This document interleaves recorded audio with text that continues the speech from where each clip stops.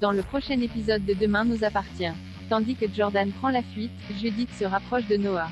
En parallèle, un nouveau professeur de française débarque au lycée Agnès Varda. Attention, les paragraphes qui suivent contiennent des spoilers sur l'épisode de Demain nous appartient diffusé demain soir sur TF1. Si vous ne voulez rien savoir, ne lisez pas ce qui suit. Mardi 7 septembre dans Demain nous appartient. Jordan prend la fuite endormie dans la salle de repos de l'hôpital. Garance fait un cauchemar dans lequel elle rejoint Clément au premier étage du lycée Agnès Varda. Et lorsqu'il lui dit qu'il a toujours su qu'il allait mourir jeune, elle le pousse du haut des escaliers. Elle observe alors du haut de la balustrade le corps sans vie de son ex-petit copain avant de se réveiller en sursaut. Juste à côté, Victoire a entendu sa collègue murmurer à plusieurs reprises le nom de Clément et la pousse à se confier. En vain, la jeune femme est toujours dans le déni et continue d'affirmer qu'elle ne ressent rien. Certaine qu'elle culpabilise de s'être disputée avec lui avant le drame, Victoire l'encourage à en parler à un professionnel mais Garance n'en a pas envie pour le moment. De leur côté, Karim et Martin interrogent Gabriel, le nouveau surveillant du lycée. Malheureusement, celui-ci n'a rien remarqué d'anormal le jour du drame. Plus tard, une minute de silence est observée au lycée en hommage à Clément.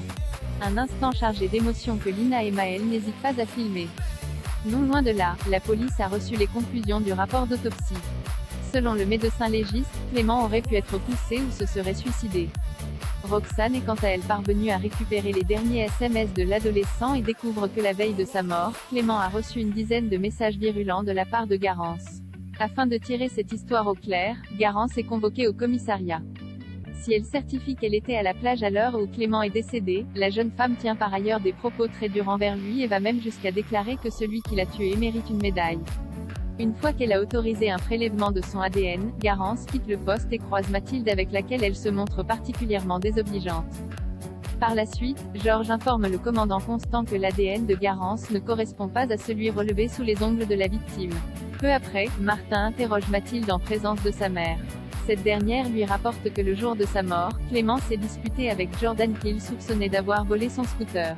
La police se rend alors chez les Roussel. Mais il est trop tard, Jordan s'est enfui par la fenêtre. Judith se rapproche de Noah. Nord et Judith prennent un café à la Paillote lorsqu'elles aperçoivent Noah en compagnie d'une jeune femme. La fille Delcourt a beau affirmer qu'elle fait une pause avec les garçons, elle ne peut toutefois pas s'empêcher de critiquer sa rivale. De mauvaise humeur, Judith retourne au mât et se montre désagréable avec son père.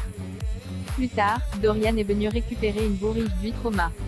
Noah, qui les voit discuter avec complicité, se méprend sur leur relation. Comme Judith explique que c'est le petit ami de Camille, Noah révèle que la jeune femme de la plage est en réalité sa cousine. Ne souhaitant plus jouer, il demande à Judith ce qu'elle attend de lui. Et pour répondre à sa question, elle l'embrasse dans le cou.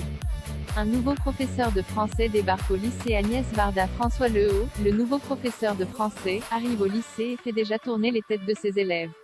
Et plus particulièrement celle de Mona qui se porte immédiatement volontaire pour l'accompagner jusqu'au bureau de la proviseure. Professeur passionné et enthousiaste, François a pour projet de transmettre sa sensibilité littéraire aux élèves tout en leur redonnant goût aux histoires.